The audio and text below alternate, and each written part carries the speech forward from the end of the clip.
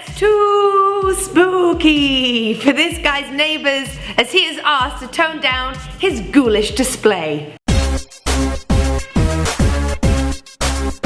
So meet James Cretan. He has been putting up his gory Halloween display every year since 2009. He displays it outside of his own home in Stevenage, England, and he uses it to raise money for a charity. Cancer Research UK to be specific. His grandmother died of cancer in 2009, so ever since he's been putting together this display at Halloween to raise a little bit of money, and it's been working. The display includes bloody fingers, some half kind of chopped off bodies, some skeletons, some blood, you know, standard festive Halloween fare. So James was, needless to say, surprised when he had two police officers show up at his door and asked him if he could tone it down, because there was a particular neighbour on the street who didn't really care for his display. Even though it was for charity, she didn't really care because it made her kids upset. And every time they walked past his garden, they would cry because of the bloody scene. The police officer suggested that maybe he covered up half of it with a tarp, the lower half,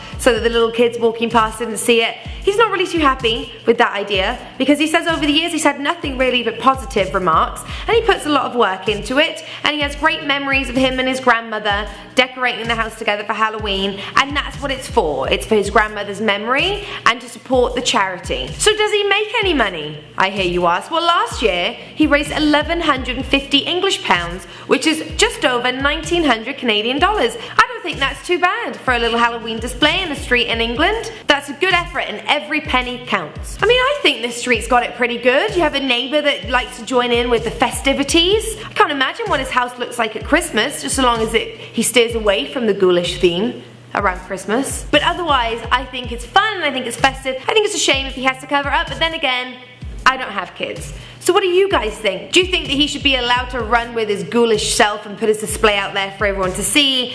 Or should he tone it down so as not to upset the little ones? Let me know your spooky thoughts below.